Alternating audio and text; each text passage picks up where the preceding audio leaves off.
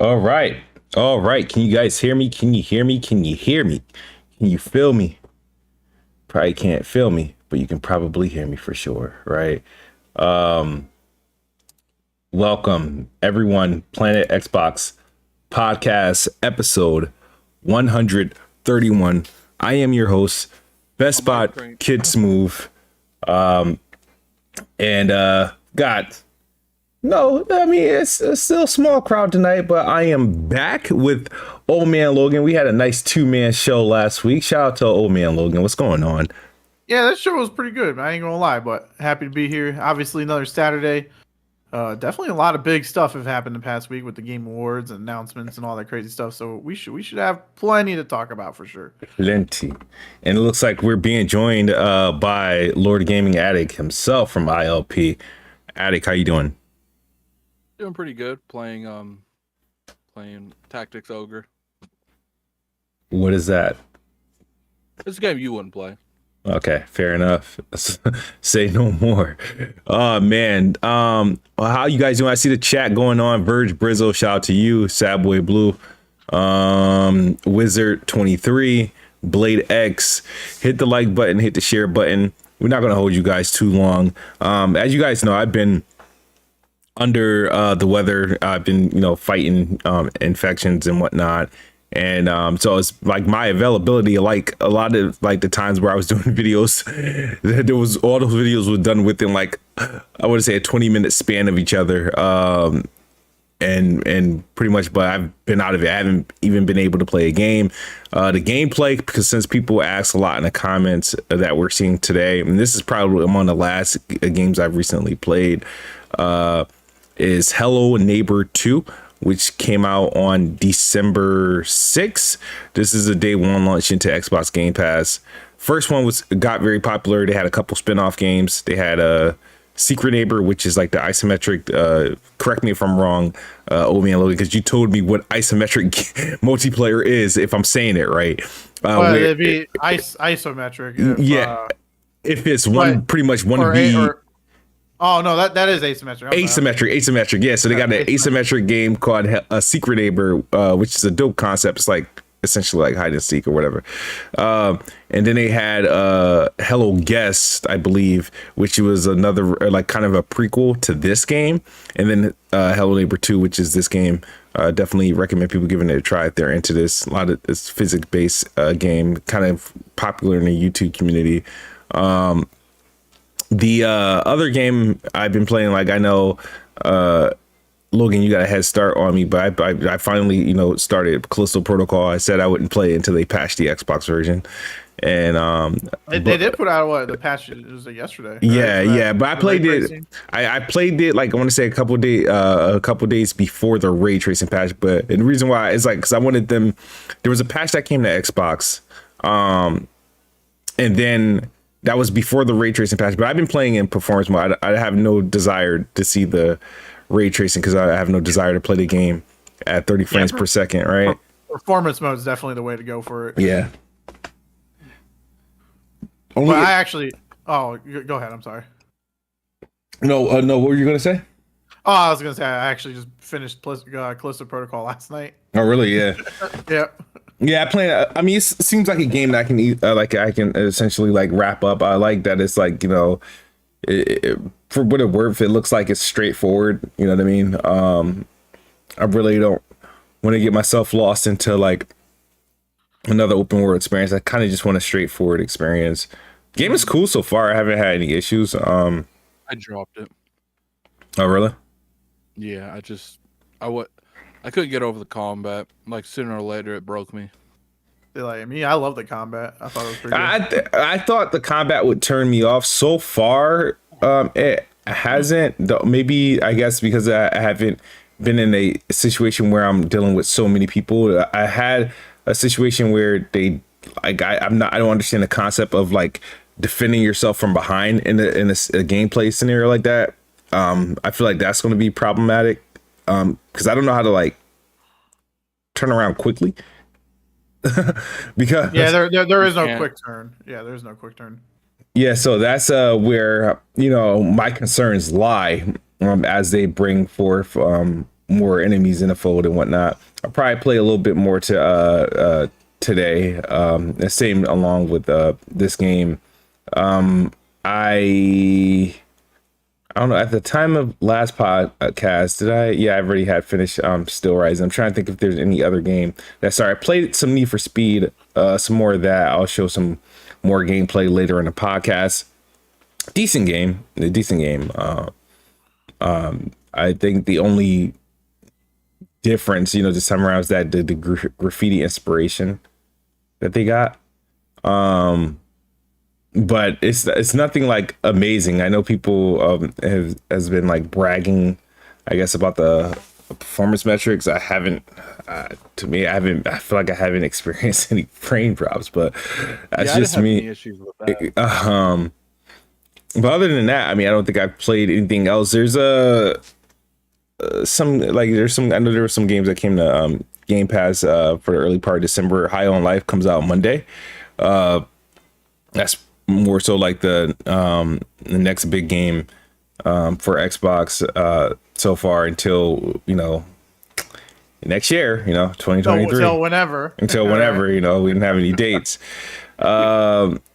Logan, what are you playing? I know you said you just wrapped up Callisto. What else do you got? So yeah, I finished Callisto. I finished that up last night, and I did finish up Evil West last weekend. I put up the review for that for level 1. So I did that because I think I was right at the end of it. I want to say I beat it Saturday after the podcast. Mm-hmm. And then I've just been playing a couple little other small stuff on the side. So I started up that Vampire Survivors, which is not a bad game, but I don't see the GOTY that everybody was talking about when it came to Xbox at all. It's not bad. It's fun. Mm-hmm. It's a fun little, kind of roguelike little game to play. And then I started up that Gungrave Gore. Just as there's a few games that tie me over till next week because I got we got High on Life comes out and Final Fantasy VII Crisis Core, or not Final Fantasy, but the Crisis Core Reunion that comes out next week. So those are my 2 games for next week. But I did start up the Chant this morning too. So nice. I only got a little bit into it before the podcast because I was like, because I know that game's not a super long one. So I was like, I'll it's not long at all. I believe it or not, I haven't finished it yet. I forgot where I put it down at, but I know I'm a fair way through the game. Yeah, it looks like a game that, from what I was looking at, how long to beat, it looks like it's a game that you can just beat in a weekend. Yeah. It's not super long. I like the concept, dude. I like the concept. They don't waste no time getting you into the mix, after that first chapter. So yeah, I'm still I just got into the camp thing. And I just found some ingredients and stuff. Yeah. So that's just where I kind of ended at. Like I said, I only got I think 30 minutes into it before a podcast. So that's what's up. That's what's up. Yeah. Wrapping up the end of the year though.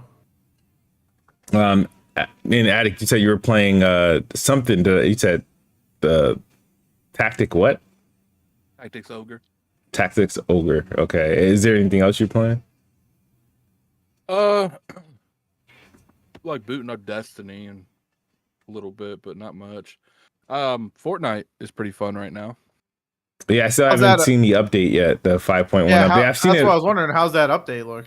That's what I'm interested about. It looks noticeably different. People can say what they want, but Fortnite has literally, I wouldn't say, I used to think that the game that changed the industry the most was Call of Duty. I feel like, it brought so many people mainstream, it brought a lot of attention to the gaming industry. But I think Fortnite's the most influential game in gaming history. I don't think there's a game that even comes close to touching that game. Yeah. Okay. That's I guess I'm more so interested because I want to see obviously the Unreal Engine 5.1 updates and whatnot because the thing is I'm just not a Fortnite player. I know Addict you jumped on it recently and found and started consistently playing that game. I I try, man. You I gotta can't play- with these Fortnites and these Fall Guys and stuff like that. It's just like I don't know, man. I don't know. Yeah, I feel like you be dude broing too much. Yeah, man. I want to feel a sense of victory, even when I'm losing. And I get that in games like Halo. I get that, and even games like Call of Duty, like Kill Confirm and stuff like that. I get some sort of sense of victory, even when losing. And in Fortnite, there's no sense of like victory, despite what I do, unless you win. But from what I've seen on like YouTube and Digital Foundry and stuff, the game looks good. I'm gonna download it for myself. The no build mode is just like it just the introduced the best. game to a lot more people that wouldn't normally play it. Yeah, I never always felt like you never fought people, you fought the buildings they make. Like there was never interaction between you and another person. Like I feel very satisfied knowing that when I come across someone, I don't have to worry about them building the Eiffel Tower. Like I just gotta outshoot them. That's all. Yeah, and people were building like on the fly quickly and stuff like that, and I was like, that's just impressive, and I can't compete with that. Like, you know what I mean? My limited shooting gameplay skills isn't going to outdo people being able to build the freaking Eiffel Tower and being able to shoot at the same time. It's just it was a concept that I just couldn't get with, and I just like, this isn't for me. Also on a PlayStation side of things, a game that I am looking forward to, Forspoken, the demo is available. It was made available the night of the Game Awards.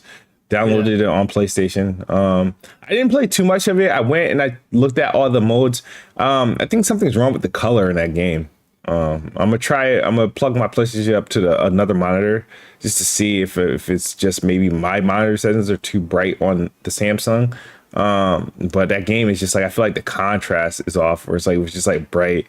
I know people complained about the game, like visually. I still, from what I saw, once I get the color correction good, I think it still looks decent. I'm gonna give it a try probably later today when I'm in the mood. I think last night I just more so wanted to see, okay, let me get it downloaded and whatnot. But I didn't actually seriously play it because like I skipped like the cutscenes. I just wanted to get to the real game. I think this time, I'll start it over, watch the cutscene, I think, which is just a fast speed through to once she gets to that land where she gets those special powers and whatnot. Because the demo, she already has all these powers and whatnot. It's just like, it's weird to use. It's like everything's like on like a sub menu. And a weapon wheel shows up, you keep switching and whatnot. I feel like it didn't have like a natural flow. So I was like, let me take my time and play it as intended, and maybe my opinion will change. But so far, I'm just like so on it. Is that NickBanks? What up, y'all? What up? Oh, NickBanks in the house. What's going on, Oh y'all? my lord, it's good to have you, man. Oh man, Addict. What's up, Smooth? What you was talking about, the Forspoken? Yeah, the demo. Mm-hmm. Yeah, man, I agree with you on them controls. Like the way you use the combat is like, ugh. Like, I'm not saying that. I'm glad people are enjoying it. Maybe because I see people that, I trust a little bit with gaming mechanics and stuff are enjoying it. I think I might download it and try it out. I mean, it's not too bad. I'm just saying, like, I guess when you're coming off certain games, you look for a smooth, experience in combat, and anything less than that can probably like, what the hell is this? You know what I mean? Yeah. I mean, I know exactly how you feel because I went off from playing God of War to Evil West, and I was like, oof.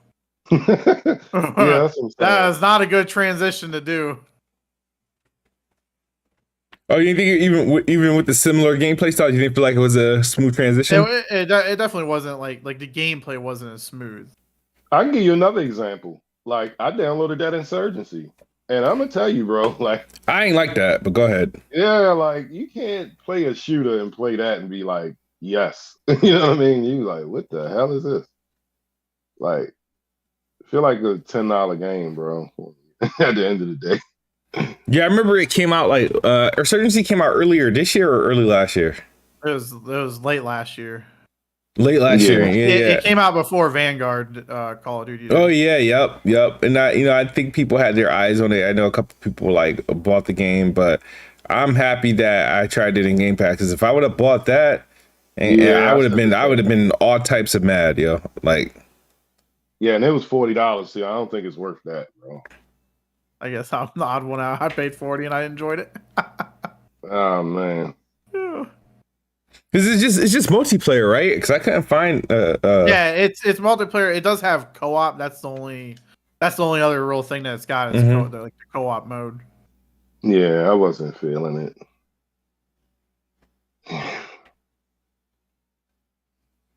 Yeah, that because I'm about to say that was like I was like, I played the little the training mode, and I'm like, yeah, I can't see how this translates into an actual game. And if I'm doing this in training, imagine how an actual real life scenario. I was like, yeah, I'm not doing this. That was I was like, this is another one of those reasons when game cats come in clutch. It's like, yeah, a game comes that I might be interested in, and play it, and either like, okay, well, I'm happy I didn't waste my time. Same thing. Somebody mentioned Gungrave. I think it was you, Logan, right? That you just started it. Yeah, I started it, dude. It seems like nobody's played that game. Though. It's not. I don't think. When I look at like how many people beat it, just if I look at the achievement, it's at like 0.04%. People has beat the game just on a normal difficulty. Yeah, it's not. I don't think it's good. I tried it. I've tried playing it. I played it on a console and I played it on cloud. And I was like, I'm just really not enjoying this, man. It was. Someone told me when they were reviewing it to stay as far away from that game as possible, so I took their advice. It's not like it definitely is not the best game, but it's like I was having fun with it just because it almost was just like a mindless, like shooter, like something if you just want to just mindlessly play and not really focus on. Like I had fun with it when I was doing it in that case, but or like sometimes you get like way overwhelmed and like the difficulty spike just randomly goes through the roof in that game. And but yeah, it's definitely nothing to write home about. Yeah. So that was an easy as a skip. I don't know if I'll return to it anytime soon.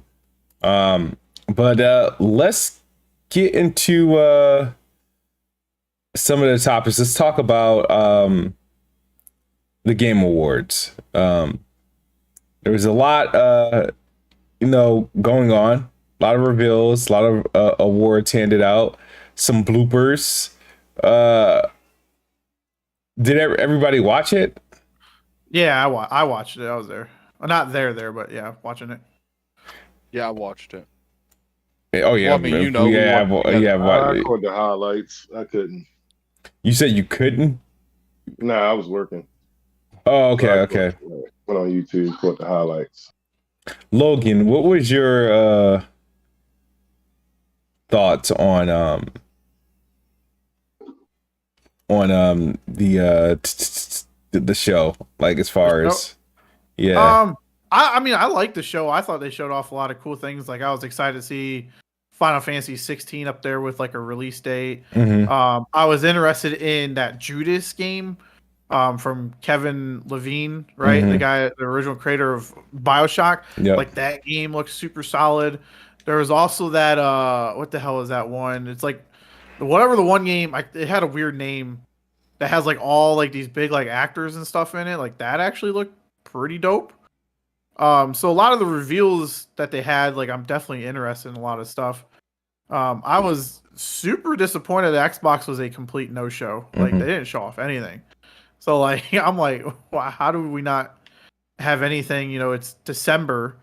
I would be thinking that we should be at least had like a Redfall release date or a Forza release date or something along that lines, like at the Game Awards. But for them being a complete no-show, like nothing other than I think Replaced was the only thing that had any. But even Replaced, they didn't even have a date for it. Like Replaced was the only thing that was like an Xbox exclusive there, but still no date. And so I was kind of bummed out because, they've had, they debuted at the Series X, they've shown off Hellblade, they've done other stuff at, these awards. For them doing literally nothing in 2022 just makes 2022 sting a lot more. Especially at the end of the year. Like, I kind of feel like Xbox kind of forgot us a little bit as gamers. So, but a lot of the stuff that was shown there, I'm definitely interested in it. I thought overall it was a good show. Still, I think a little too long. At like 3.5 hours, man, that's long for an award show. They need to cut down that. And the other thing that pissed, like the advertisements, dude, I don't know how many, because I know Xbox, obviously they're pushing Game Pass, right? That's their big thing. There was 6 fucking Game Pass ads in that whole entire show. I felt like they were just kind of wasting time with that advertisement. You mean the way it makes money? What do you mean by the way it makes money? The award show. That's how the awards makes money. Is those? Well, yeah, but for me, is like it being up there 6 times is a little much. Feel you? Yeah. But I think this year they didn't feel as intrusive as they was last year. Like coming out and be like, they just Samsung this. They had some of that there, but I felt like they spaced them out enough where by the time the next one happened, like I wasn't annoyed. Yeah, I mean, all right, so the award show, like I said, I didn't enjoy it particularly well, and I think probably Xbox has a 88% of the time. Yeah, Xbox probably has a lot to do with that. I mean, I enjoy it because the award show itself, I don't care like who like really wins, outside of like the game of the year you're interested in whatnot. But the reason why Xbox is really the reason why I've been interested in actually watching the award show for the last 3 years is because they've came, consistently for like 3 straight years with like a banger or a surprise or some shit like that, with some sort of presence. And it's like, okay, well, they're not going to disappoint me now, especially with the biggest year. Their biggest year is supposed to be 2023. We're in December of 2022. You're gonna show me something, right? So yeah, I thought, as far as you start off with the opening, you have the first major award with the God of War winning best performance for Chris Judge. Obviously, we know both, Al Pacino and him took up a good, essentially probably 30 to 45 minutes by themselves, like together, which kind of set the theme moving forward, that they're going to play music when they need people to get off the stage. The other thing that none of the reveals really impacted me this year, with the exception of Jedi Survivor. Obviously, we had the leak, but it looks good, so it at least was like, and it's coming relatively soon. I think that's going to be a Game of the Year contender next year. So I think that was among the best things shown. Death Stranding 2 didn't do anything for me. Elden Ring beating God of War was really all I wanted to see for the sake of the PlayStation fanboys. That happened. And then, yeah, the lack of Xbox present was disappointing. Like very, very, very disappointing, given, obviously the other topic we're going to talk about. But it's just like, why not? Like, what is it? Like, you're not going to do it. I don't see them doing any other show. Like, right? You know what I mean? Like, there's, especially at the beginning of the year. Yeah, it's like you're not doing like. So, what is your role? The problem I have with Xbox is their lack of advertising their games. Their marketing kind of sucks. You know what I mean? No disrespect to like Aaron Greenberg, but their marketing, like their marketing is crazy. It's hit or miss. It's good in certain things, right? They're good Twitter marketing. Like their team is good at doing stuff on like social media, Twitter and whatnot. and staying in the loop. I think that's great, but they don't go all out. They don't do blockbuster marketing. You know, they don't do movie theater marketing. They don't do public transportation marketing. They don't do your usual. I'm watching Sunday night football or a primetime basketball game, and I'm not going to get like an Xbox commercial. You know what I mean? I saw some of that when the Series X and S first came out, but they don't market. And you got the most anticipated game. Their most anticipated game is Starfield this year. Like at some point, you're gonna have to there has to be a presence of like, yeah, this game is coming out. Like, you know what I mean? Even when PlayStation failed to talk about like God of War for a certain time period, it was still like a present, like, all right, this game is coming out. The same thing with like Redfall, which is probably going to be the first game out. Like they could have at least showed that. But the thing is that these games, like any game that's coming in the next 6 months, I would expect a healthy amount of marketing, and Xbox doesn't do that. And I feel like the Game Awards was a perfect opportunity just to remind them, like, yo, we're about to have a big deal. And they tried to do it in the last trailer they showed for Game Pass, where they showed pretty much a sizzle reel of all the games that they showed at the E3. Not E3, their summer game showcase. They kind of wrapped up all that because they put a snippet of Starfield, snippet of Redfall for its Flintlock and all that stuff. And that was supposed to be the answer, but it didn't have the impact. I think this was a missed opportunity, and it doesn't help that Xbox had like a crap year for games with no releases. You didn't set the tone for 2023. It's like, all right, I understand 2022 sucks ass, but like in the last month of the year at one of the biggest gaming showcases, you can remind us how great 2023 would be with some good ass premieres, bro. Like, and even if you don't want to show off anything for 2023, I mean, you could at least could have like showed off like something in the future, like because they usually use the Game Awards for like games that are a little bit further out. And to my knowledge, they have a lot of games in development. They could have done that. So they kind of really stinked up the Game Awards. I think overall the Game Awards were pretty boring. But shout out to Elden Ring.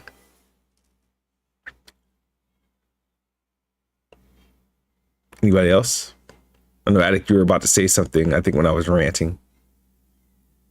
Part of me feels like there might be a relationship change between Jeff Keighley's organization and Microsoft, because even if they wanted to go and do something their own, which I'm all for, like the only way I feel I'm hopeful that they're wanting to do something on their own, and that's why they didn't show up to this. That's my hope. Because if that's the case, then I'm like, okay, don't go to the Video Game Awards. Because I've always felt like the reason they can't grow their own type of events is because you show your best shit on everyone else's stage.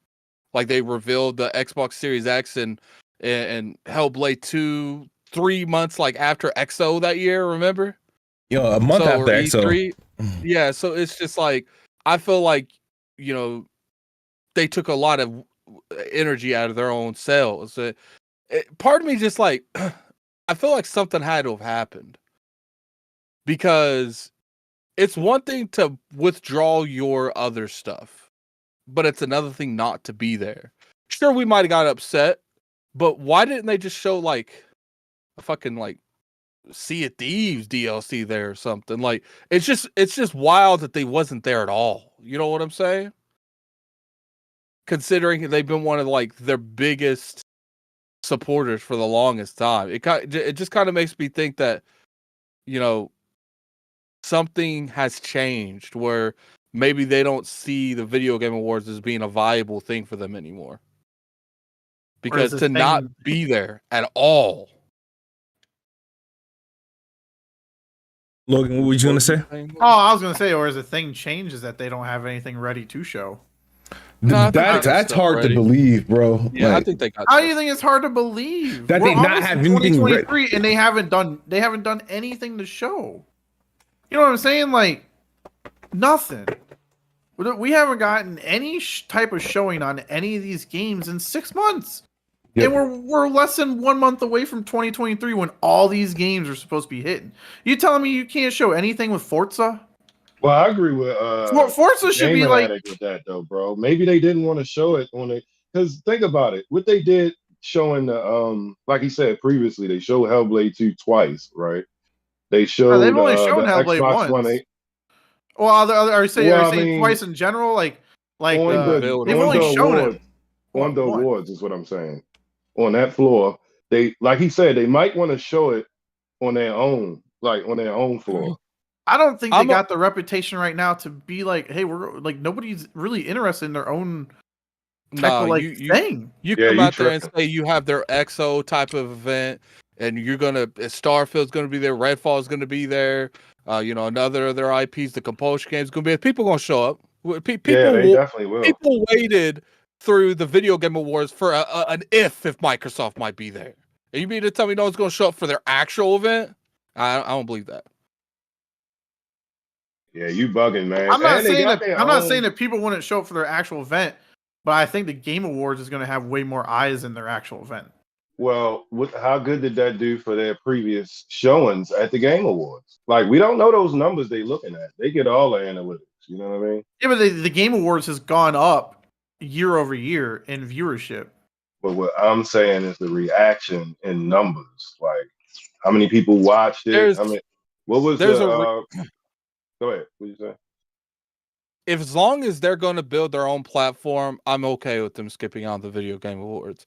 When's the last time you saw Nintendo announce a brand new IP or a release date to a key IP that they have, or PlayStation do it?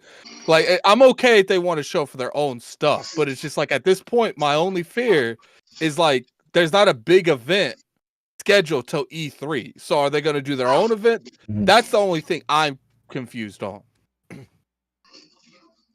Yeah, because I've always been on the mindset that I'm tired of them giving their best bars to someone else. Because Sony don't do that shit. Nintendo don't do that shit. PlayStation, Xbox has been the only people that does that, and it's just like I feel like they give the best shit to everyone else but their own people. Yeah. No, fair enough. Good point. Yeah, that's a good point. Because I feel like that Hellblade 2 gameplay, would have been a nice touch to their showcase. Heck,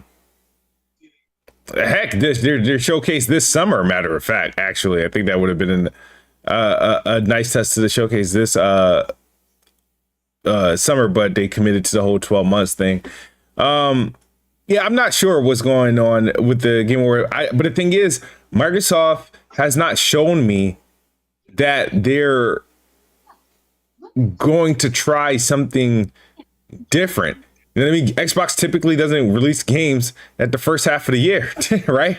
They said they're going to in 2023, but I'm not seeing signs that that's actually going to happen. And for them, when you think, I was like, all right, if you got a ton of games coming out in the first half of the year, at some point you have to showcase them, right? You usually showcase your games in June or July. Because I was gonna say, I think the biggest reason that I do think that Starfield and Redfall hit when they're supposed to is because I feel like if it was one of them, because I don't think Redfall is going to get delayed. We've seen a lot on Redfall, actually. I think that's pretty guaranteed at this point that it's most likely going to come out this year. So if we would have seen Redfall at the Video Game Awards with a release date, but not Starfield, then I would be like, okay, Starfield's getting delayed. But the fact we didn't see nothing, so it's either Starfield and Redfall are both going to get delayed out of the first 6 months, or they're doing their own event. Like, I don't see a possibility where both of them get delayed. I mean, it might, but I just don't see one. Yeah. I don't. None of them have dates to be technically delayed, right? Unless they get delayed. No, they said what they did say. Didn't they commit to the first 6 months of 2023? They have till June if they want to stick to that 12 months thing. Yeah. So they got June to show. How many games were shown at that showcase? Pretty much just Redfall and Starfield at this point. But like the thing is, though, is when you look at it from maybe this is different because they've never done anything like this. Like most of their games get released at the end of the like, October, November, December, sometimes August, like in September. Like they've never really released games in February, March, or April. So maybe that's the reason it wasn't at the Video Game Awards, because they're like, look, like if we're not going to have another E3, maybe we should just do our own event, and maybe they have more stuff to show at that point. Like I don't know. My thing is, they better not just drop a YouTube video of a release date. I'm gonna be pissed. Like, I was gonna say that they don't care really. Well, no. Here's the thing: if they do like what if they do like a state of the play, or like with the shit that Nintendo does direct, and something like that, then I would be down for it, especially if it hits, right? Because I mean, state of plays get positive feedback. All they gotta do is their little Xbox Wire post like, "Hey, we'll be showing off these 3 games," and you know what I mean. Expect to see in-depth looks at these 3 games. Maybe you do that with maybe you do it with Forza, Redfall, the new Minecraft game, and some third-party games that you got partnered with Game Pass, and then you save Starfield for by itself for the event you want to do for Starfield by itself. You do another one later on, maybe sometime in March, and try if Starfield's coming out in the summer. I don't know. Maybe what it is, because I do think Starfield will be out before June. Like I'm pretty confident in that. Because when am I going to see IGN first? I'm at the point 2023 is where I'm at. Anyone want to make a wager? 2024. What? Like I don't. I'm about to blackball your ass. You want to make a wager? I don't think Starfield releases before Xbox's next showcase. See, part of me wants to do that, but then they might pull like it comes out during after June, like late June. Comes out like fall. Nah, because according to that, it has to come out by June 30th, bro. It has to come out by June 30th. Okay, so I will bet you. I'll bet you a game. It comes out before June 30th. Yeah, okay, and it comes out a date after June 30th. I'd take that bet. Yeah, easily. That bet ain't happening. Smooth, you want it on it too? You winning that bet, Smooth. I mean, I'll be on it. I'll be in it. What? I'll buy a Game Addict if it comes out before June 30th. I definitely don't think it will, though. Yeah. All I'm telling you guys is, there's a lot of variables that's going on. Maybe, scenarios where they couldn't. Because here's the thing: if they want to show Redfall and Starfield with release dates with Forza, maybe they couldn't show all of that at the Video Game Awards, so they didn't show none of it. Because there's still time frames. It's not like they can just go to Jeff Keighley and be like, I need to show all of this. If they're not going to be able to show everything, then don't show anything, because you're going to have to do your own event. Because if you can only show 1 or maybe 2 games, if that, then when are you going to be able to? Because let's get it real here. People are going to want to see a different like gameplay trailer when it comes to Starfield, because some people were on the edge still. So that's going to take time. And that show was already stacked. You got to show Redfall, Forza. You got to probably see more Forza gameplay, more Redfall gameplay. So if you can't show all of that at an event, then at that point, what do you do? Well, you don't need to. Yeah, you don't need to show. I mean, I'm pretty sure Square Enix is releasing more games in 2023 than Forspoken and Final Fantasy 16. PlayStation is clearly going to be releasing some games other than some Horizon DLC in 2023. I think what Microsoft could have done is like, yeah, sure, we know they got more games coming, but I would have selected the game that's probably coming soonest, Redfall, and show that off with a release date. My point is do you go out there when you can't show all the games that you plan on coming out in the next 4 or 5 months? And then if you're still going to have to make an event, even showing the game at that event, then why show that game at that event when you could just move it to the event that you already have to do because you can't show everything at that event? Because it's a game It's a huge award show. event. It's a huge event, and you're coming off a year But- that but- was certified But ass. at that point, you are giving probably some of the best bars you have to another place that you already have to show an event. I'm at the point though where Xbox, they're not in a position to hold stuff back. Yeah, they're not. They're Yeah. not. You telling me like just because they might have their dude? No, they're not in a position. to Yeah, hold anything and we back. can't even The fact guarantee. that we go on 2022 with all these You delays. guys be acting like you ain't bought Xboxes already. Like no, I already got it. and then I'm if you saying look- like, but let me tell you what. If you look at it from a pure numbers standpoint, they're still selling very well. Like you act like no one's buying the platform. No one's saying that no one's buying. Yo, But you it. said they're not in a position. Well, clearly they're in enough position to sell the Well, console. no, they're not in a position because here's the thing is, right? You have PlayStation who everybody goes, oh, they're gonna have an event. They're gonna have an event. They had no event, and we just assume Xbox is gonna have an event like before E3 when they historically haven't done so. Like it's just like I don't feel like I don't think they're in a position to hold anything back, and they're not in a position to sit there and play around with the calendar. Well, maybe we push this back in room for this. No.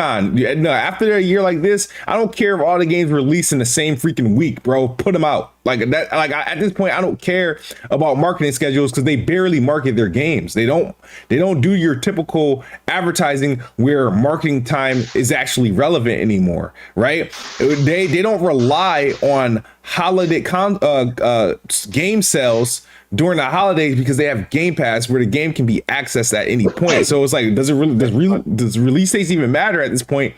If you like, you know what I mean? If it's a part of Game Pass, oh well, we need to release this in November to sell Xboxes in November and stuff like that. Nah, you need player count. You need Game Pass subscriptions, and Game Pass subscription isn't reserved for the holiday. So let me ask you this: if they come out at the end of the middle end of next month, let's say they're having an event in February, and there's going to be a game March, April, and May launching on all those months, and that's when those games. Would you be okay if not being at the Video Game Awards? If they do that, but that's yet to be seen. But do you guys honestly think they're not going to do anything? They're just going to drop these games when yeah. like it's crazy the mindset that you guys are having that they have games that they have already said's coming out before E3 and they're just not going to release them. So they're just going to stay up in the sky somewhere. Like I mean, when they put out release dates for Starfield for this year and didn't come out, didn't make it. Yo, y'all sound like y'all in court. How But the hell game y'all was think they just gonna delayed. Drop those games, bro. That's ridiculous. Like they just didn't want to talk about it at the. Well, awards. I'm not It's a saying big that they deal. shouldn't. I'm not saying that they shouldn't have been at the Video Game Awards. I do feel like they should have shown up to some degree. But like, it's Maybe like I said, Redfall. if they have to do their own event because they have too much to show at one event, why not hold their own shit for that event if they already have to do an event? You telling me they can't just show anything at an event? Anything? So I They mean, gotta so No, let me get this hold on, straight. only for theirs? If they That's not what if he's they said their best bars at the Video Game Awards and they filled whatever event they had, They with some could have industry- gave us a release date for Forza Motorsport 8. That ain't their best bars. They could at least That put is that one out of the there. biggest games coming out next year Mm. for them. How is that not one of their best bars? Because it's 'Cause fucking Forza. They put out Forza's been around for a long time. It's not a new Forza got like a franchise. franchise, You got bro. Redfall, you got Starfield. But they got a You got big fan like base, bro. Perfect Dark's been MIA for X amount of time. Where the fuck's Fable? Like I think you got we know what Forza's gonna be, a racing game. You're gonna go around We a know track. what Starfield's gonna be. Like, You don't know what the hell the story's gonna be. You don't know how this game's gonna play. You don't know how expansive Okay, that Logan. game might be. You telling me that you know everything about Starfield? okay, Logan. What? I think No, they like, don't show things you like can't that. at compare Forza to like a game that's like a new IP or something like that. what he's saying is they just showing something at the Game Awards, like you said, like something about Forza, maybe Redfall. I don't think they should get into detail of a game at the awards. No, I'm just saying they could have just shown off like Forza with the release date, the Game Awards, and I don't believe that that's them showing off a big bar. It's Forza. We know everything. It's gonna be a racing game. You go round and around in a circle. It's gonna look great. It's gonna be a great game. But for the simple fact that like we couldn't get just that should have been like a given. Okay, I don't know.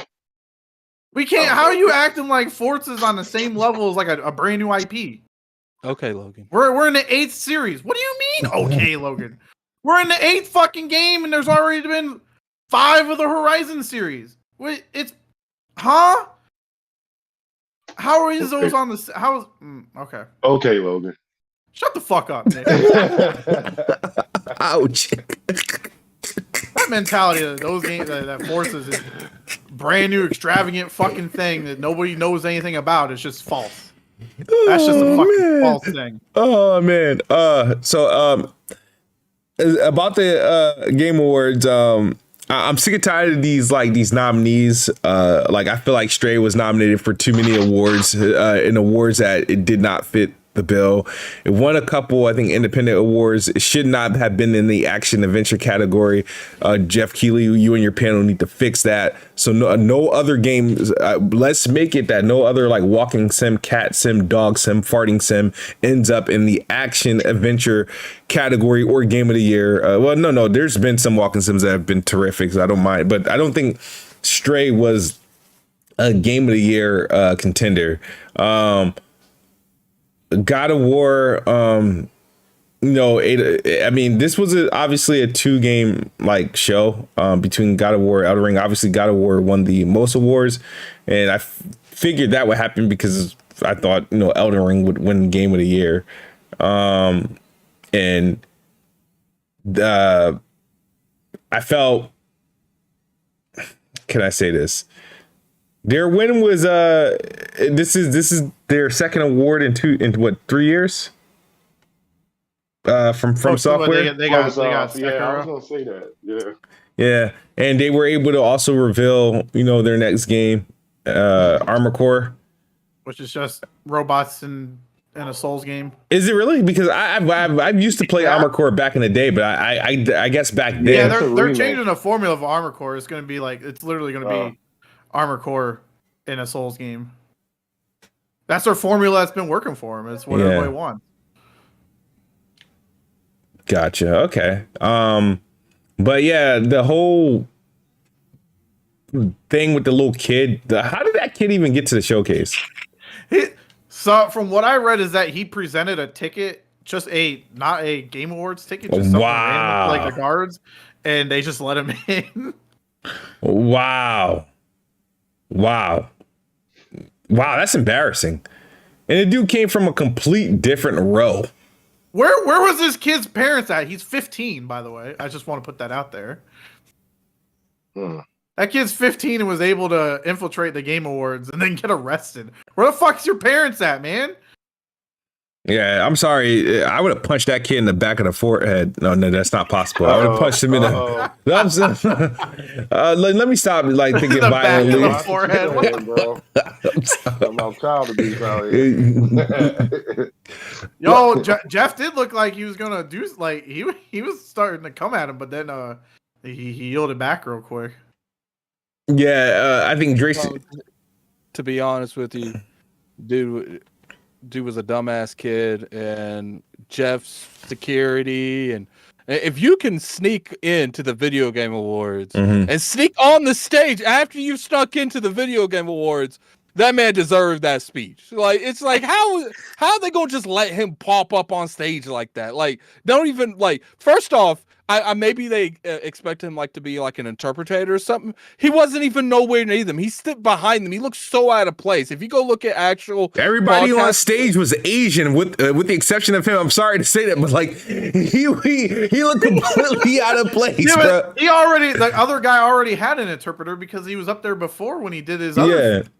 So, it's just like that's Jeff's fault. I'm sorry. It's like how are you gonna let people not only get through your doors but also get on the stage? Like it's just it's baffling to me that kid was able to get that far. Mm-hmm. No, that's true. It was, and then we say he called Bill Clinton. He said, "Rabbi, but I want to nominate our Orthodox something fucking rabbi. I don't know, man. Like he dedicated that award to him. I don't know. Part of me still part of me does feel like arresting him was a little too much. No, it wasn't. Nah, that little shit dude. out of there. Like, for the private event, trespassing. You get arrested for it. Now his security though is stupid though. How you get a ticket? That's what I'm saying. I don't even blame like Jeff can't control the security letting him through. I wouldn't really blame Jeff. I blame fucking security. Yeah. I've been crafts that the kid could have been a shooter. Yeah, that would have been awful. Yeah. Oh, obviously, but it wasn't that. Yeah, so, but that thing that opens you up, we'd be having a completely different conversation. But that opens it up for like, all right, well, there's clearly some security holes that we have here, because if a kid could do that, then what some other sick individual could do, you know? So I'm pretty sure security will be beefed up for sure next year because of that. I mean, it's just crazy that this kid was able to sneak into this building, and if you look at the actual, you go back and look, there's security everywhere. It's like he's fucking Sam Fisher and Tom Clancy somehow. Like, and not only did he get past the security and on the floor, the security at the door, he got past the security, stopped people from going on stage. Well, no, he followed the developer. He followed the developer. Yeah, he literally came as they were coming. He came from a completely different. Look at that. The kid's not even nowhere near them. He just went like he crossed. There's pictures of him in the back. When they came down their aisle and they walked across another aisle, he came down a separate aisle and behind. That's what I meant. Yeah, like he went from a different direction. He wasn't even with them when they got up. Like, how do you not see this kid coming from a different aisle? Didn't get up with them. And then you just let him go on stage. Like, if I saw slow-mo, if slow-mo noticed this man was not with them, how did security not notice that? Yeah. So I would have I'm telling you, if I was one of the developers, I would have did like a freaking. Never mind. I would have I'll just say this. I would have freaking karate cross kicked that kid off the damn stage. As soon as I recognized that, it was like, who is this dude? Like he ain't with us. Kick him right in the shin. Like I don't know. Like, people are like, that was just annoying. I didn't bother me. I was so confused when it happened. I was like, what the fuck? Yeah, because they panned the camera back, right? And that sounds like, okay, and then somebody starts talking. I'm like, dude, what the heck is that? And I'm like, didn't they already accept the award? It's like if they knew that he wasn't supposed to be there, security, if they didn't want to go up there and like interrupt it, which I can understand that, they should be like, okay, the moment they get off that stage, shut the mic off. Like, it was funny is they panned it back knowing that dude didn't sound like any of the hosts, didn't sound like anyone. So it's like, why did you even go back on the stage? That wasn't Jeff Keighley talking. Like, Yeah. So that was one of the, obviously the blooper moment. The Chris Judge thing, I don't know what happened there. It's like maybe he knew that they weren't getting Game of the Year, so he wanted to give pretty much his speech. But that was like, the thing is, like, leading up to the award show, Jeff says, hey, the award show is going to be a lot shorter this year, right? And then he gives them time to talk. Chris is like, bet. Yep. And he literally... Well, Jeff did make that joke. He's like, well, now it looks like Valve's got to give him, because Valve was giving Steam Decks away for every minute that the Game Awards went on. Oh, so Jeff made a joke. He was trying to. He was trying to get somebody to win a couple Valve decks, man. That's fun. I respect that. And look, I get it. He was definitely being mad unprofessional. Had that music up there. He acted like he ain't hearing it. Like, so it's like, I get it. He should have got off that stage. But it's just like, when you actually listen to the context he's saying, like, the dude's literally having an emotional thing for winning that award, and he's talking to the dude who played Atreus. Like, I'm like, people just need to lay off the dude. Don't let him do it again. But it's like, he already done it. We going like what are we doing at this point? Yeah. Did you think he deserved that award over the kid that played Atreus or the other people that were nominated? Oh, absolutely. I didn't play Plague's Tale, so I can't really speak on that person's performance. But you know, I guess it's one of those things where he did such a good job. I don't have a problem with him getting it. You know what I'm saying? He's done such a good job that people want him to be like the live action Kratos. And I think he would do a fantastic job as an actual live action Kratos. Yeah, he's pretty tall. Yeah, he's tall. He's fucking built. Like, I mean, he's a yeah, because he has to do he does a mocap as well. Yeah, he does he's literally doing all. He is Kratos. Just it's in a video game. You know what I mean? Like they do all the acting and all that he stuff. Might be. You think he's a little bit too old to do that? No. I mean, it's one thing doing a mean, mocap. It's another thing like actually doing the role in a movie or a TV show or something. I mean, his hair was gold, not silver. I feel you. I mean, you got Jackie Chan doing the shit at 60. So yeah, and they coming out with another Rush Hour, right? So we shall see. We shall see. Any other thoughts on the Game Awards and the Game of the Year? Any people you feel you got slighted, snubbed? Any snubs? Shout out to As Dust Falls. They won the award. I voted them to win. I was surprised As Dust Falls did win something. So Xbox did take home one award. Yeah, and Horizon Forbidden West did none. Imagine being Phil Spencer down there with no games you announcing. You down there knowing like you have no first party stuff on in the video game awards, and then you just keep hearing God of War over and over again. Bro, he was looking like shout out to the flute dude the flute guy. The guy I played that was one of the performers there. That dude was in it. He was in it to win it. Well, yeah, I saw him. His picture keep popping up on the internet.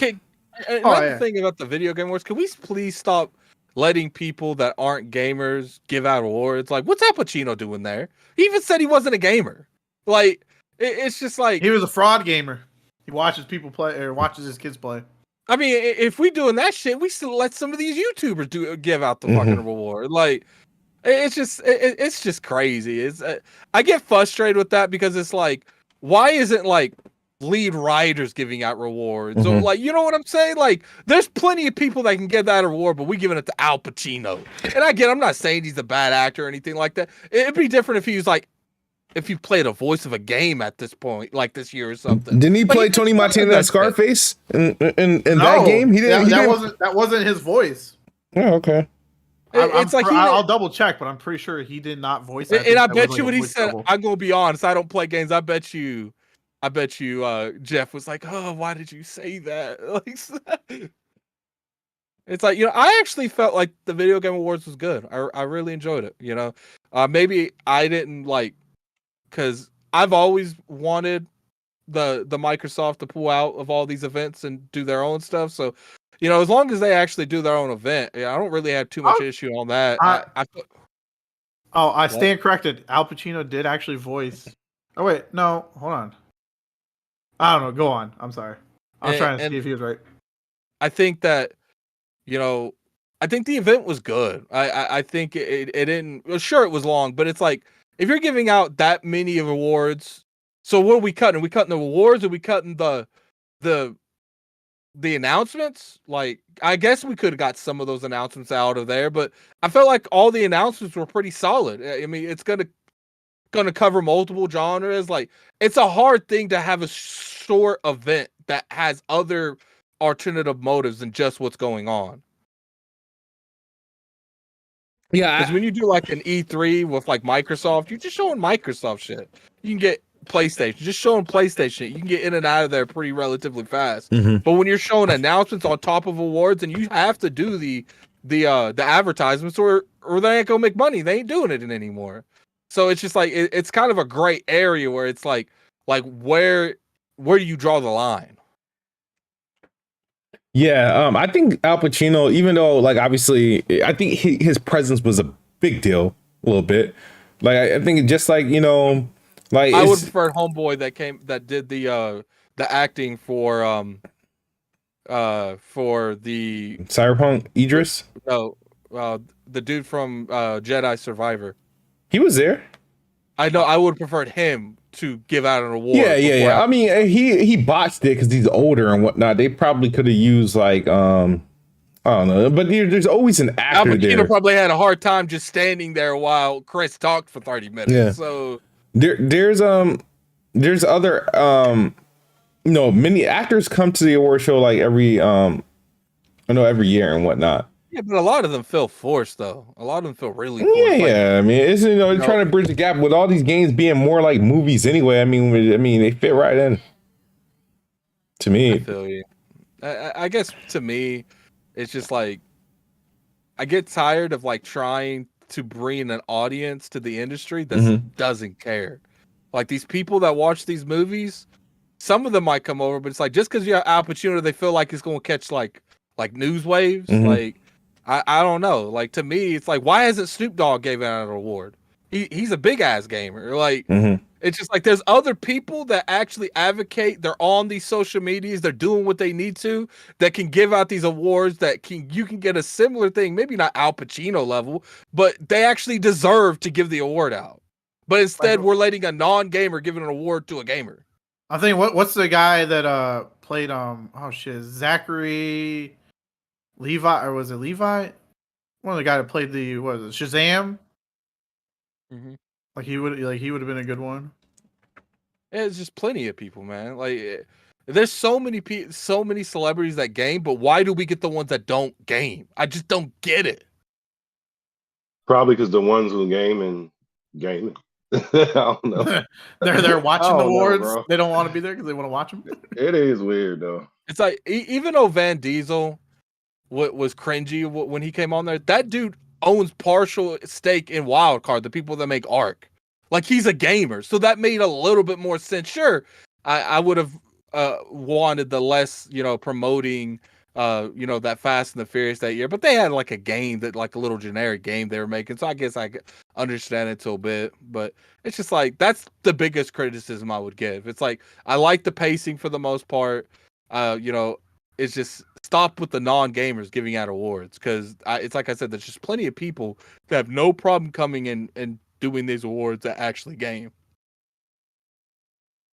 Yeah, I mean, I don't really see an issue with it with as far as like an award show. You know what I mean? That's how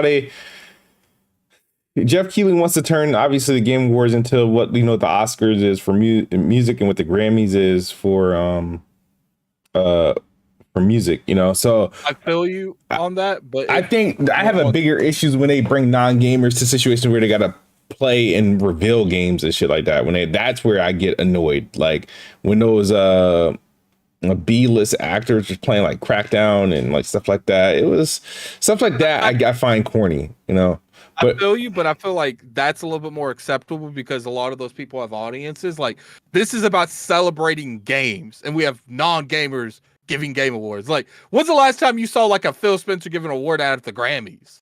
Like, it makes no sense. Most of the time that people that are at those events are in the movie industry. Yeah. Yeah, I don't know. I mean, I just don't have the big issue with it. All right, let's talk about the news that came before the Game Awards that kind of put some of us in a sour mood. Some of us. Some of it. About yourself. Right yeah, now. So I said some of us. I can't speak for everyone, but I know I'm not the only one. Is this ABK? Yes. Oh my god. Smooth had a meltdown. The FTC has moved to sue. There was a vote whether they should sue or not, and it was a 3-1 vote. Democrats. They moved to block the deal. Their reasoning was because they feel that Microsoft will have the incentive to foreclose PlayStation because there's nobody else out of games like Call of Duty. They said that they've told the same thing to the European Commission with the ZeniMax deal, that they have no incentive to make ZeniMax games exclusive, and they reneged on that, which that's kind of like not true, half true, whatever you want to call it. And yeah, that didn't make sense, because like, how you gonna tell like a commission that you're making concessions by putting something on the PlayStation platform and not reneging on that? Like, I don't even think, is it even legal to come out and say, yeah, we were lying. We had our fingers crossed behind our back. Like, yeah, no. So the thing is that the problem is that the European Union for the ZeniMax deal approved the ZeniMax deal with no promises. They didn't. That's pretty much what they're trying to explain. They weren't promised that PlayStation game, ZeniMax, Xbox would still release games on ZeniMax, or they won't make it exclusive. They didn't accept that deal with that promise. They pretty much how Brazil approved the ABK deal for Xbox with no sort of concessions or anything like that. That's how European did the ZeniMax deal. It was just like, all right, whatever. This doesn't harm, competition, whatever. So because FTC saw that, Microsoft said like, oh, like, we have no real incentive. And the thing is, Microsoft, what people don't understand, however they want to take it, they released the first two games from Bethesda since they've been under Xbox were both PlayStation exclusives. Any additional content and next-gen releases have also released on PlayStation. Doom Eternal next-gen version got a PlayStation release. The Skyrim Anniversary Edition got a PlayStation 5 release. Like the Fallout 76 and Elder Scrolls Online, those new expansions that they keep putting out, comes out on PlayStation and PlayStation 5 with next-gen support. There's no delay. Everything comes day and date, whatever. None of that has like really changed. So the thing is, Xbox has committed, even the Quake game, they didn't have to release that Quake game on PlayStation. It was like, that was just like the throwback, the Quake. I don't want to call it a remake, but the remaster they just did. Yeah, that didn't have to come out on PlayStation at all. It got a day and date release on PlayStation. So it's like they've actually consistently, like Minecraft Legends and Minecraft, they don't technically have to release on PlayStation. Those are sub games but they release on PlayStation. So it's like, what are they talking about? Like, what are they crying about? So now they're saying Call of Duty, and to the point is, the other games, they didn't have any promises to make or any concessions to actually make these games. Call of Duty, they offered a 10-year agreement for PlayStation. They offered a 10-year agreement to Steam, offered a 10-year agreement to Nintendo. They got a statement out of Steam. Nintendo signed the agreement, right? So the FTC, Lena Khan and her big ass nose, like, they're on like a different path to waste our money, because obviously every time they want to sue these like Facebook and Xbox, they got to use our tax dollars to do it. And Joe Biden, he's all for it. Yeah. So they're just going to sit there and test the waters. They want to test the power that they got. They're going to bring it to court, and their goal is to block the deal, even though they don't have really a real argument. Yeah, it sucks, because I feel like Elizabeth Warren and her Skeletor ass, Bernie dumbass Sanders, all of them, and that are represented by that stupid administration that we got in the White House that people keep constantly voting for because they don't know how to freaking run counties. But sorry, man. But the thing is, so you're getting in your feelings a little too much here. So you got all these people saying, yeah, we did it, but they don't know they don't know video games. They know nothing about video games. So it's like, what is your pull? Don't you got other shit to solve? Y'all sitting here, I'm about to say something else, the recent trade. All right, whatever. The shit that they got to deal with, the poison that they're selling, all the stuff that they're doing, and they're viewing this as a win, but they have no knowledge of this field that they were pressing the FTC about. No knowledge. Well, Smooth, we all know that it's something bigger than just video games. Why they worried about it? They probably got some type of probably got something to do with the numbers, like the stock market or something like that. I don't know, shares. That's what I'm thinking, man. It gotta be. Yeah, but I think whatever the thing is, and I'm really I'm upset. And people say, "Well, are you upset? Nothing changes for me." Yes, things would have changed for me. I'm getting older. I'm not just buying games at the rate I used to buy games at. So I'm looking at it as like, all right, I'm looking at it for the point of Game Pass. So all this crying PlayStation is doing, it was like, all right, so you're really costing me to miss out on and like pretty much enhancing my Game Pass library. So yes, I do feel impacted. I want to stop you there. What are you missing out on? What are you missing out? I'm missing out on all the games that are going to go into Game Pass. That's what I'm missing out. What game? What game? Games. The last couple Crash games, the last couple Spiral games, all the back catalog. Games for like but I don't want to if I'm paying for Game Pass. I shouldn't have to. I have a subscription. That's like, Rush Hour. That's like you telling me, they got a 3-for-1 on the Rush Hour movies. You pay $10, you get all 3 Rush Hour movies. They all on Netflix right now. Why do I want to go buy if I can buy? I'm paying for Netflix right now. Like, no. You can't expect every single thing. I don't expect everything to come to game. I expect everything Xbox. I expect everything Xbox owns to go into Game Pass. What is Old Man arguing? Yeah, but my thing is here. Let me answer. Go ahead, man. A lot of the Activision games, Smooth. The thing they don't go into Game Pass. They historically don't go into Game Pass. Yeah, but they're games you ain't even going to want to play.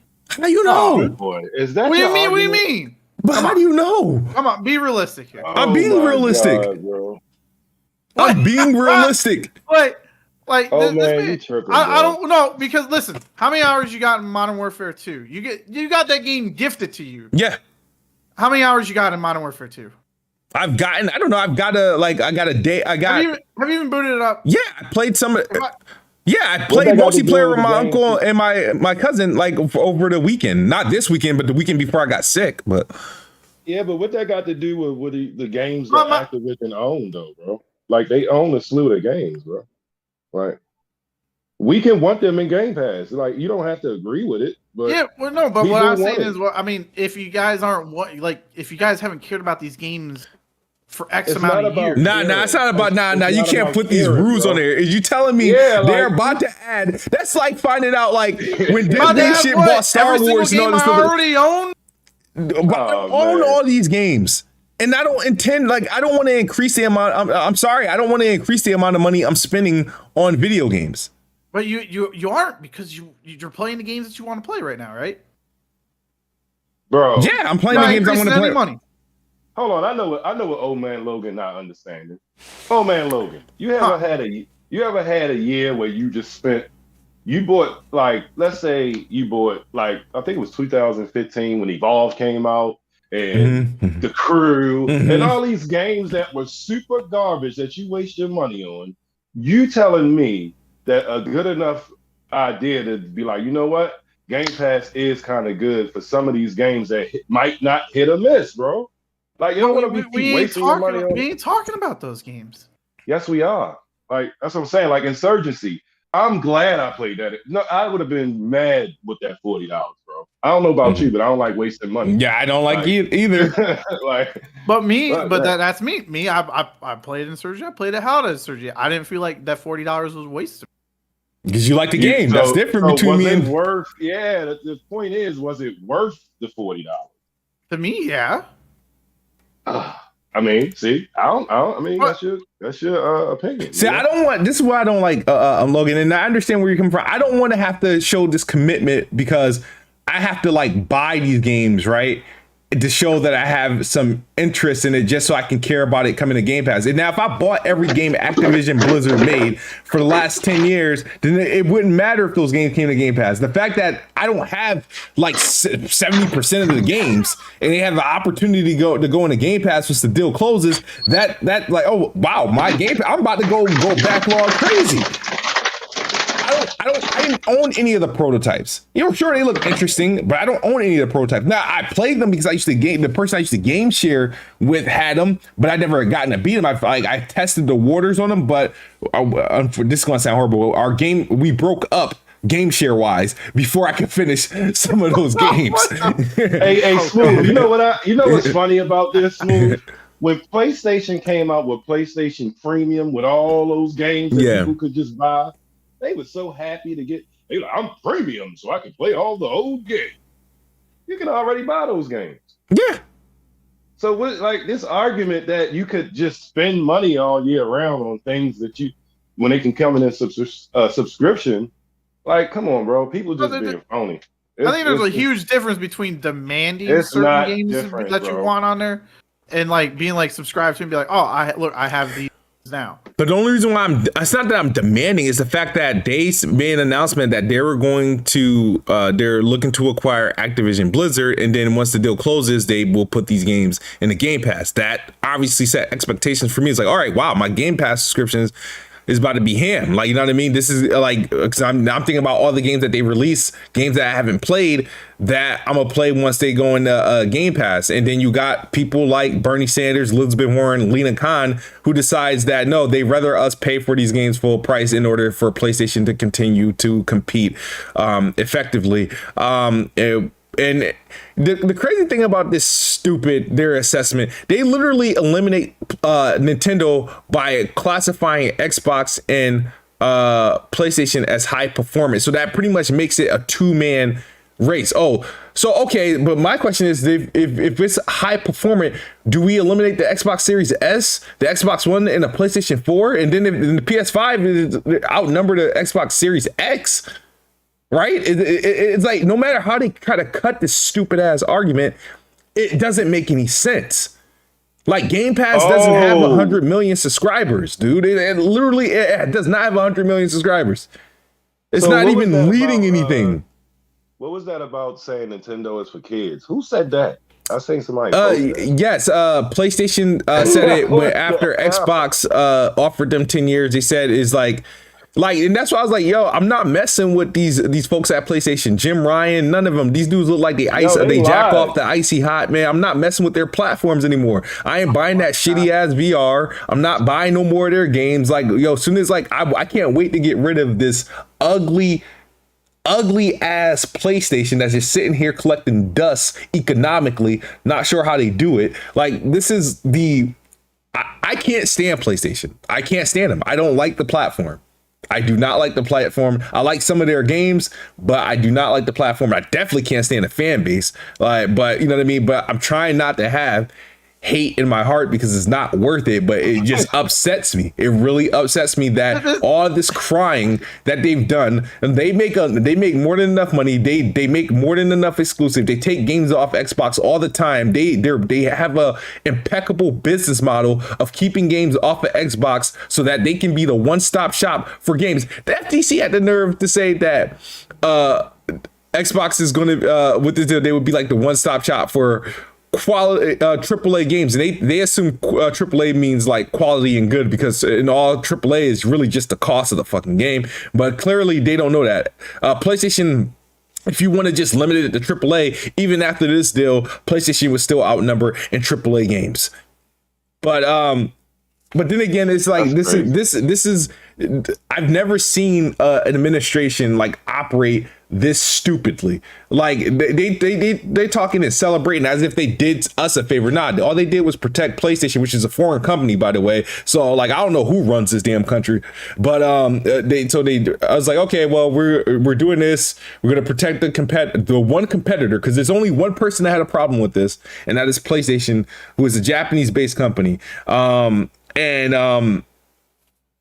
that's about it. So I'm trying to think. I'm looking at Elizabeth Warren. I'm looking at Bernie Sanders. I'm like, what favors did you do to me as a tax-paying American? Nothing. You did me no favors. You actually you made more of a problem with me with your advocating and your lobbying for a deal which you have no knowledge of, because you don't know video games. Get politics out of video games. These regulators really shouldn't be allowed to even do this stuff. And the rules that they got on how to like vote on this stuff, like they're gonna sue. Guess where they're gonna sue? They're not gonna sue in federal court. They're gonna sue in the FTC court, where it's completely biased. Like, it's stupid, man. It is dumb. So what I hope Microsoft does is that he says the only thing that he'd be interested, like, he feels like Microsoft will probably win in court if they're willing to go to court, because it can be very lengthy and very costly. He said it could be years of fighting them in court. Yeah, but my thing is, if they go to court, all right, so my thing is that at some point, Xbox had an expiration date of June 30th, right? If the deal doesn't close if they can't get the deal closed by June 30th, they have to renegotiate the deal, which the value is just going to go down, right? You consider that, right? Xbox, I don't think is going to walk away from the deal. I think what happens is that whether they win they win in court. Trying to come in. He said he ain't been on Planet X. He can come in. He's in the Discord. So if he goes to if they go to court and the Xbox wins, and I hope they win, all those concessions need to go the hell out the window. And he promises they need to go out the window. In my fact, if the FTC is challenging everything based off exclusive, then now you got to bring a suit against PlayStation. Because you're not going to sit there and make this whole thing where like platform makers, Nintendo, PlayStation, Xbox, they make games. Their whole purpose is to sell consoles and games and subscriptions. And then you're going to take away the one thing that is their ability to sell games, sell exclusives, is by making content exclusive to their platform. And so if Xbox is unable to make games exclusive, then what the hell is then what's the purpose of like PlayStation, Nintendo? Why is PlayStation able to operate in a business model that they have? Like what are they trying to tell us? How should Xbox how should they operate? If they can't, because they're complaining about ZeniMax, they're complaining about other games, so they're not allowed to make exclusive, but PlayStation literally lives and die on exclusives. Their biggest competitor forecloses games annually from Xbox. These people get on my damn nerves, and then these politics gonna have the nerve to jump in and spit their 2 cents in, man. These dudes get on my nerve. Like these dudes need to just retire, resign. And isn't Biden under investigation for the traffic? I don't understand these dudes. Like how they even have That's how they do, though, bro. When they in office anyway, they sell American companies over to people overseas. They've been doing that shit for years, bro. Man. I'm just saying. I mean, the ZeniMax deal, I think, was approved under the Trump administration. So, for real, smooth. Well, yeah, I I mean, if that's the what deal I'm saying. goes through or not. I just want it over. I want it over too, but here's the thing: what I need Xbox to do, I need Xbox to operate as if let their lawyers take care of it, and then take care of the gamers, because I don't want this whole the reason why they didn't show games at the Game Awards because of this fear of this Activision deal. I'm like, nah, man, that's stupid. That is stupid, man. That would make sense if they were gonna announce a bunch of third-party games or something come to the Game Pass, but even if they showed Fable or something at the Video Game Awards, we know that game is being developed for Xbox. Why would showing it, knowing it's coming out for Xbox, knowing Starfield's coming out for Xbox, knowing Redfall is coming out for Xbox, why does it make any sense that the FTC know these games are already coming? Just because you show it, they think, oh man, we saw Starfield. Go ahead, stop it, stop the deal. Yeah. Yeah, I don't know about that. Yeah, I think. Yeah, it's just a horrible situation, but I need the Xbox to really operate as come on, all right, focus back on what we have at hand. The Activision deal, whatever, that's gonna make its own way, and and if anybody's smart, even with the judges and all that stuff, they will they will approve this deal because it doesn't harm it. With all the evidence and stuff that's out there, there's no reason to block it. You had so many people riding on this deal, and PlayStation. This is why I wanted to see what happened to PlayStation, because PlayStation literally just cost Activision at this point, if this deal doesn't close by June 30th, they cost them $69 billion. That's a lot of money. If I'm Activision, I'm looking at this deal, I'm like, there's not enough money in the world that you could pay me for a Call of Duty marketing deal. Matter of fact, I would freaking pay to cancel that whatever marketing deal that I have with associates. I mean, if they really want to get on some petty shit, because here's the thing: not only that Activision is losing out, you got other investors and you got other players in the game that's looking at this situation okay, PlayStation really helped this deal slow down, which impacted, like, EA was primed and ready. They probably would have ran to PlayStation for marketing rights for Battlefield, despite what PlayStation said about Battlefield not being able to compete, because what it did was, it just off perception alone, it would have made them look more valuable to them. A lot of people, like, you know, that were like, obviously we know what Valve said about the deal. We know what EA said about the deal. 2K said about the deal. Nintendo obviously was in agreement. You got the CWA, and so what the FTC and the senators aren't thinking about. They're not thinking about the Activision employees. Clearly, they're not. They're not thinking about the consumers and the more people having access to these games. They're not thinking about that. They're not thinking about anything that matters. Why make a law? Why make a regulators whose job is to protect, like, obviously consumers and competition, and have these rules in place just for them to, like, ignore all the major factors that would allow this deal to go through? It's just horrible. America sucks. Like, they do, like, it freaking sucks. I feel you that to me, it is weird why, you know, they're being so extra with this. What's funny is Hogue said in the last video, he said, if Microsoft does decide to go to court, and let's say, because he thinks that it could be like maybe a fear tactic, that the FTC starting to sue, knowing they'll probably lose in court, just to get Microsoft to back off, because apparently they just did it with Facebook recently. And he said if Microsoft decides to take them to court and they drop the countersuit because they know they can't win in court because they don't want to spend all that money, he says then the Activision deal will go through with no concessions. And he's like, and he's curious to see if all this going on, if that changes Microsoft's mindset. Because if Microsoft wins in court, they can do whatever they want with all those IPs. There ain't nothing no one could stop them from doing it. Yeah. Yeah. Yeah. That makes sense. And my thing is, if Microsoft wins the court, isn't that worse for Sony and the FTC?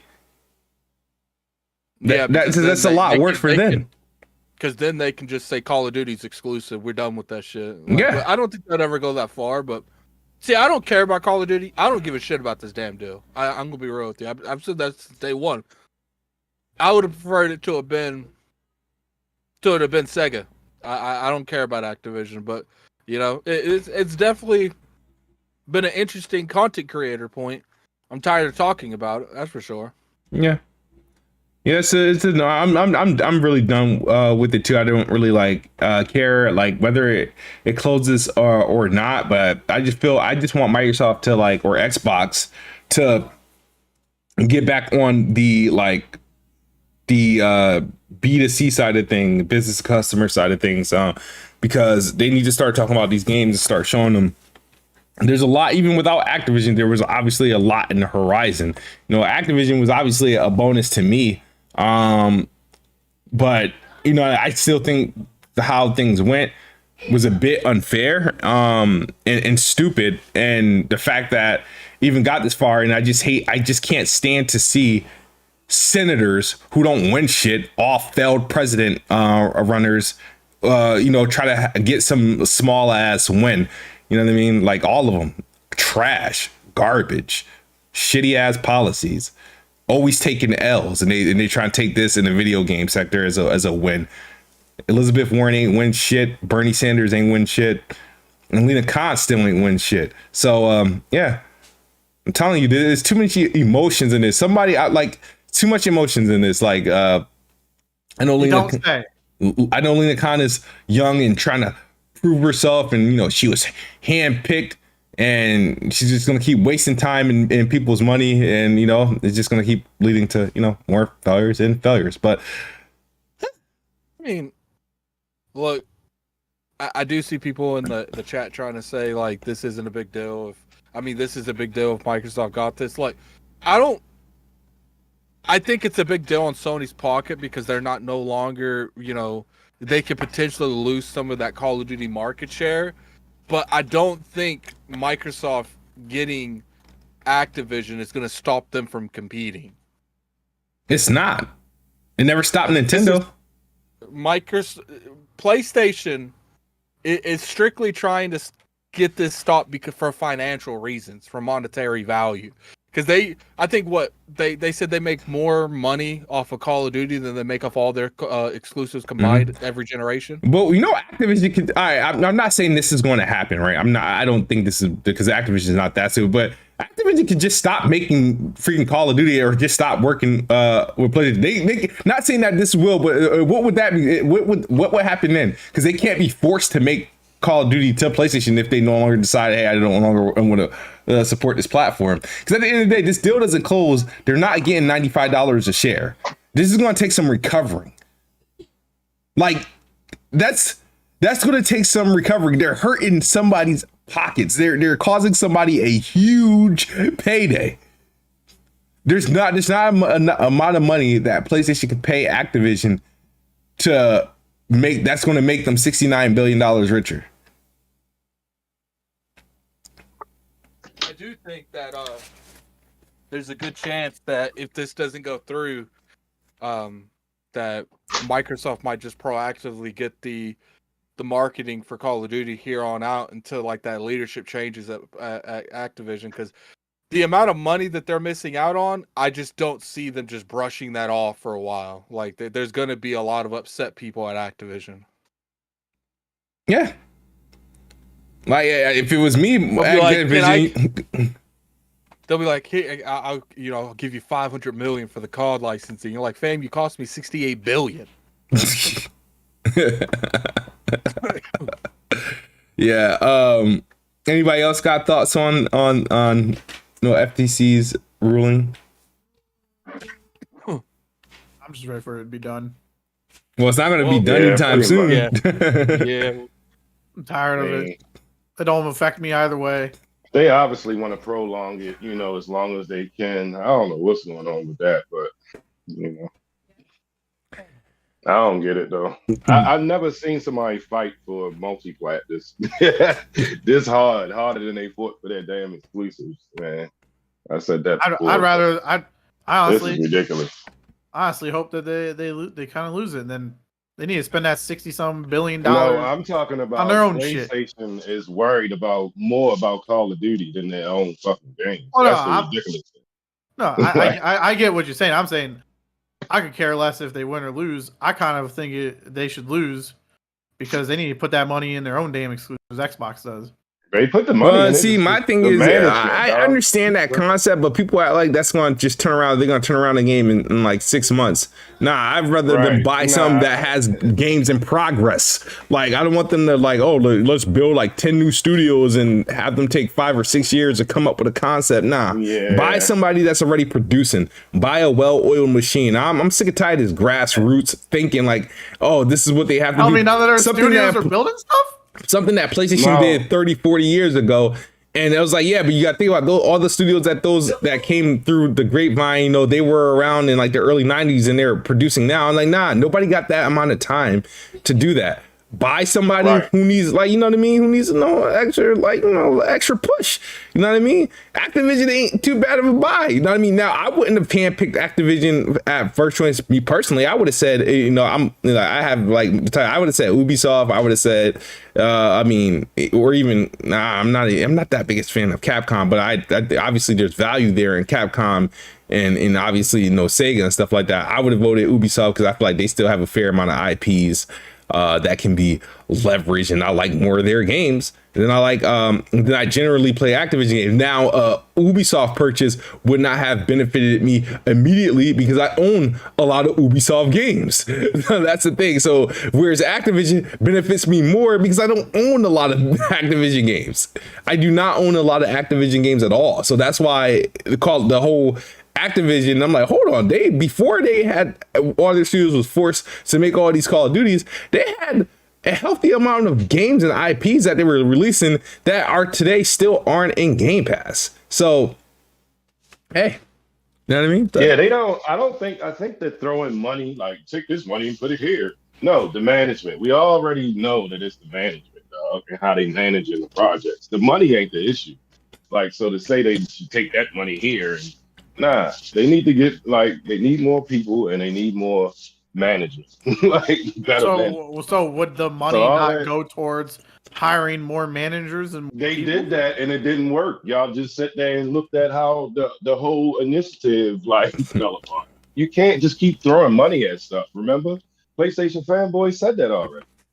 So we all know that's not true. You got to follow the template, man. The problem that happened is you got bad management in certain of these studios. You have investing into studios and that either on the tail end of their development cycle that's already have contracts to go multi-plat, and by the time they turn around and remake got their next project, it takes time to develop these games. When you had to wait a year to get stuff like the Outer Worlds, Wasteland 3, Psychonauts 3, it's going to take them probably an additional 3 to 4 years to make their next project.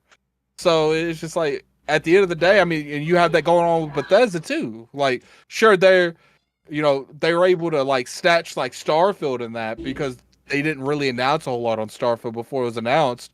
You know, Doom Eternal, they weren't able to get that. They weren't able to get the Deathloop and whatever that other game's called, the Tango Software Studio. Ghostwire Tokyo. Indiana Jones already had contracts made. It's like, look, like, you know, it's just gonna take time. You know, I don't blame people that don't want to invest into the Xbox brand. Yeah, it's like I say all the time. You know, if you don't feel like they're accommodating to your needs, then you know, don't buy an Xbox. Yeah, that's fair. But you got some people that bought a $2,000 PC instead of an Xbox, you know, and still complaining. But that is what it is. Look, the damage that was done last generation took an entire generation to even remotely.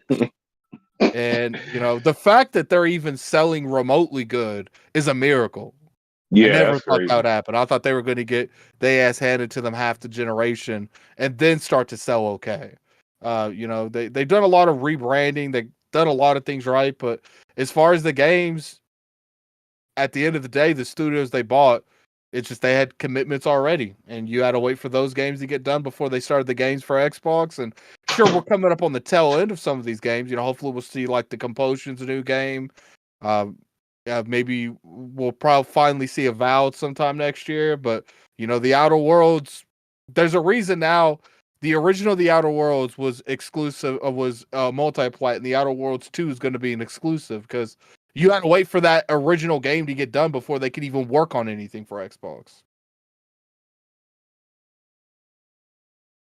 Yeah. Why not take the $66 billion and boost these 25 studios? You can't just throw money at people. Yeah, what is that? What is that $60 billion going to do to those existing studios? Look what happened to the initiative. They threw out that kind of money to the initiative, and half of them left because you have to naturally grow a studio. You can't just come out there, throw money, get all these people, because most of those people didn't even look like they could work together very well. They were constantly arguing. It looked like bunch of prima donnas.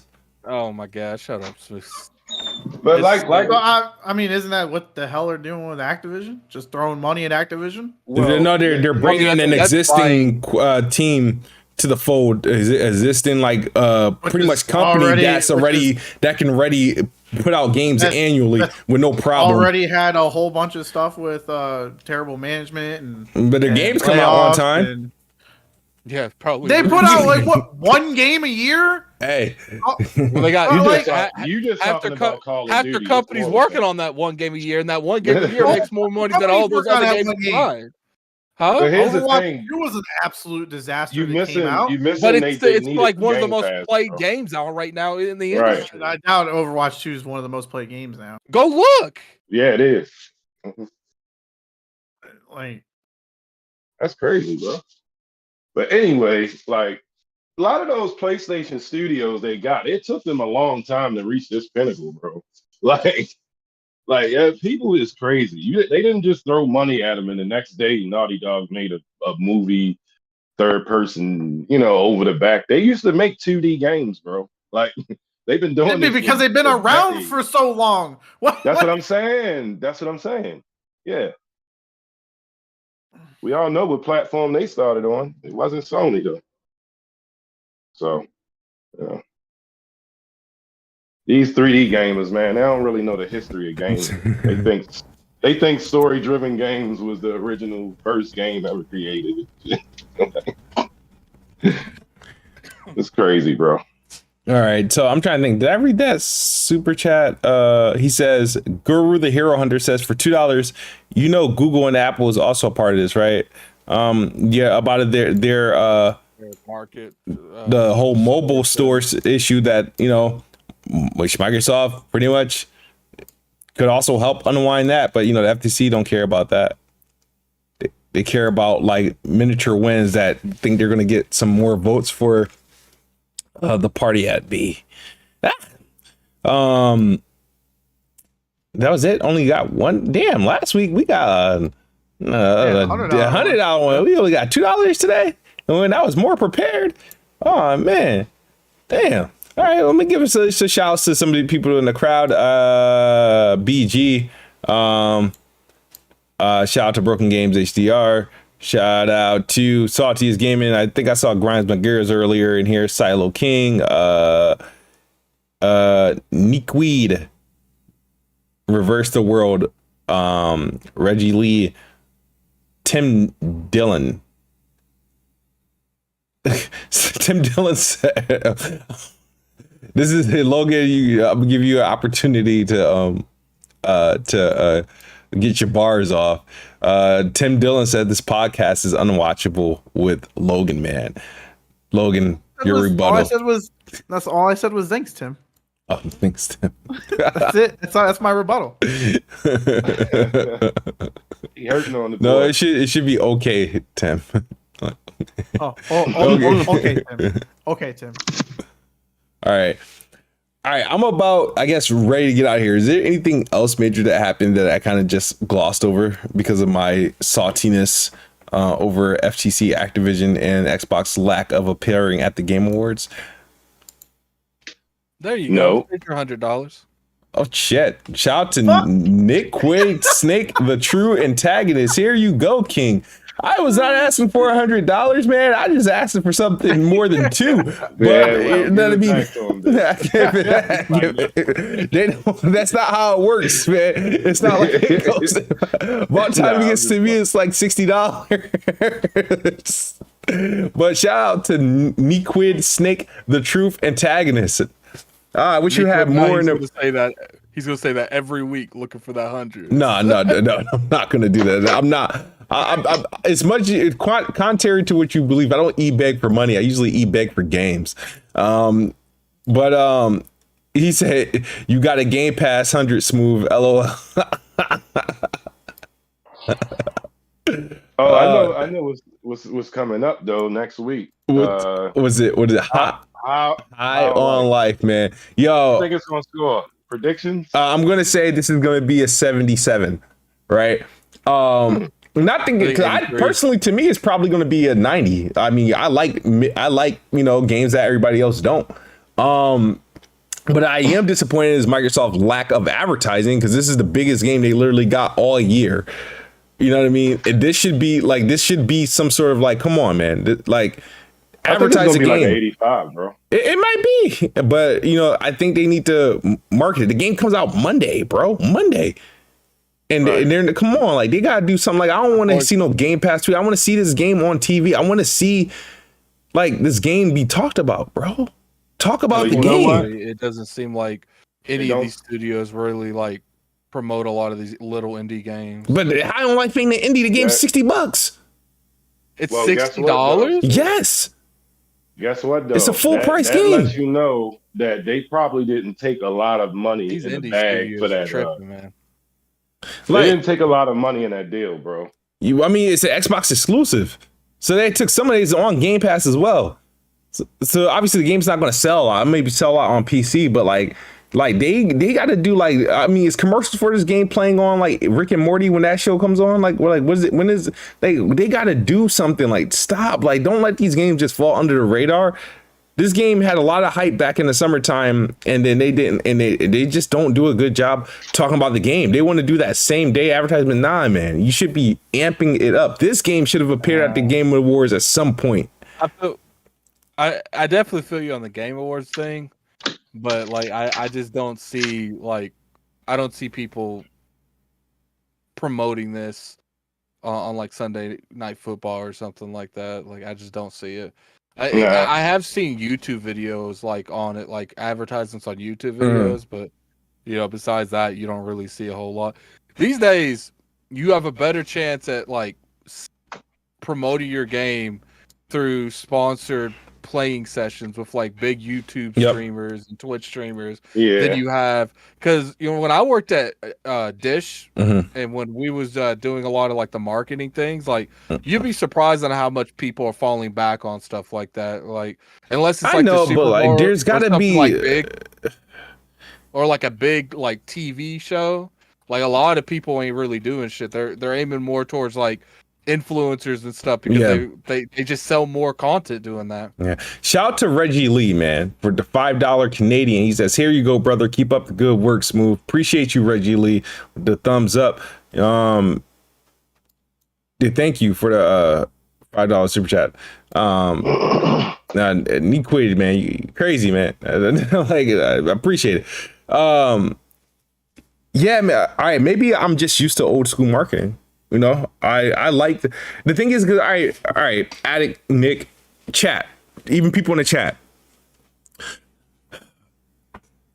In this generation, right?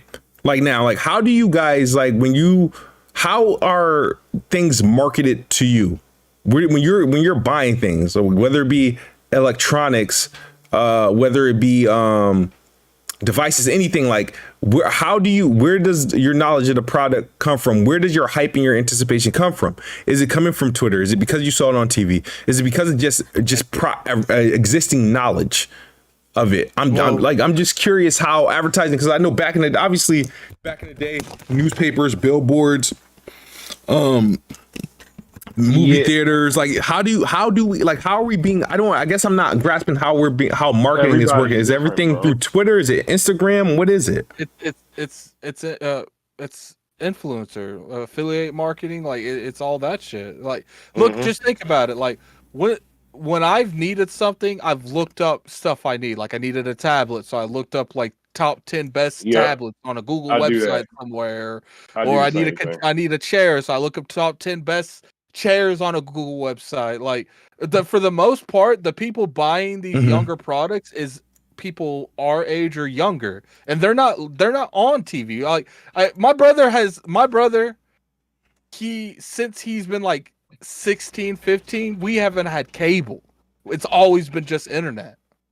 Yeah, so a lot of people it's going just like way. that's why I said when I worked at Dish, a lot of people were pulling back in that whole marketing thing. Why do you think Dish Network and like satellite TV, and why do you think like Comcast and stuff are trying to make monopolies on internet? Because they feel that's their only way of surviving. Because they know the cable thing isn't it anymore.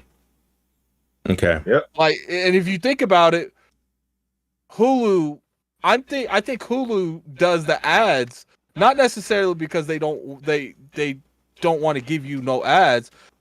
If you took off of YouTube, like I'm on Premium Red or whatever it's called these days, and then you look at something like Hulu where you have no ads. Twitch has one now. Yep. Where are you going to get hit with ads? I literally don't see ads anymore, ever. Shit. The only time I see ads is if I'm like on the ILP account, because it's not part of the YouTube Premium. You know what I'm saying? And like I see that like just one time, I'm switching straight the fuck over. I ain't watching no ads. Like, look, ads definitely have a place, and I think Microsoft's marketing needs to improve more when it comes to their bigger stuff. But the sad part about it is they haven't had a whole lot of big stuff to promote. Like, they're gonna promote High on Life? Like, let's be real here. They're gonna lose money promoting that game. Oh, man. They promote that, they put money into the stuff that they make money back from. The Xbox Series S and X, like, Halo had a pretty good promotion thing going on. Game Pass. I'm curious to see what they do with Starfield. Well, we might see some Starfield stuff, Avowed stuff, Hellblade stuff, but it's just like, do you think they're gonna like go to the Super Bowl and say, I want to promote As Dust Falls? No. because those big events is the only way that makes sense to actually do advertising. If you rather, what would you rather do? Do that, controlled advertising to, a big gaming influencer on TikTok that gets millions and millions of views a month, or just take these random shots on advertising on some on TNT for a month, and knowing that probably a lot of those gamers don't even in there, and not to mention the younger audience isn't watching TNT like that. They're not watching these things. So who are you really promoting to? Yeah. Okay.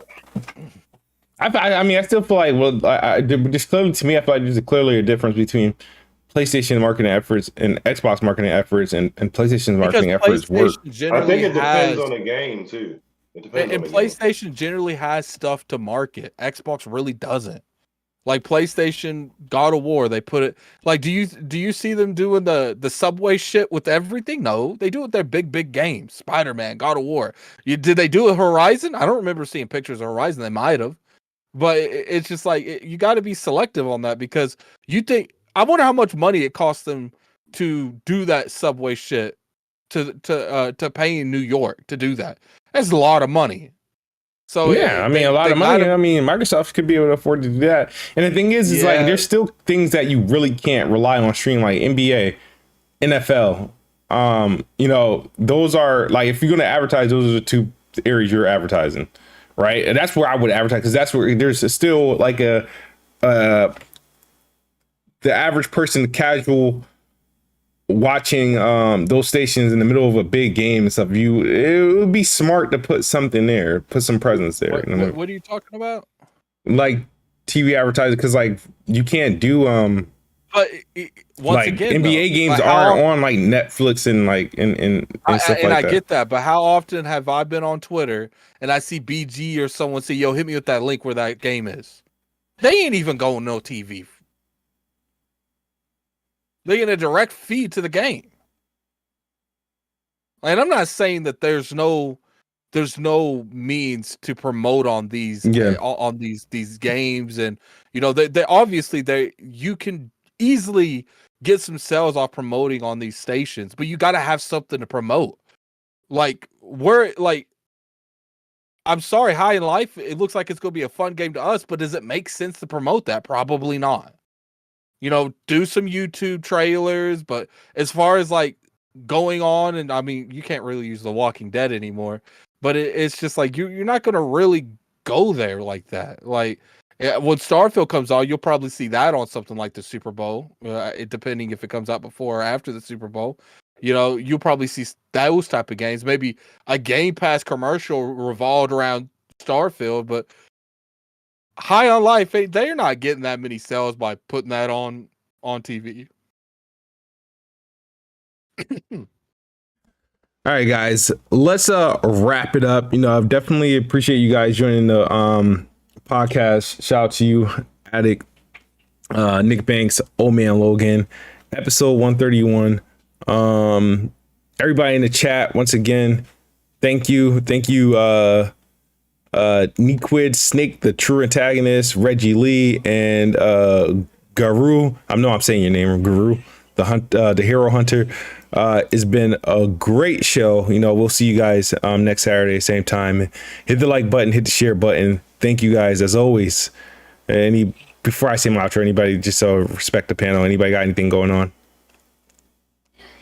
Follow me on YouTube, Gaming Addict. Appreciate everyone for coming through. Hit that like button, guys. Get that over 100 before we end the show.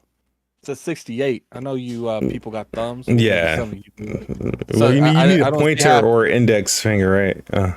Yeah, but some of these people be talking about games a lot, and they don't be playing games, so maybe they don't have thumbs. I don't know. NickBanks, you got anything going on? He's muted. All right, guys. As always, Xbox is the best box. I am the best bot. Good night or good morning if you're on the other side of the globe. We are out of here. Peace.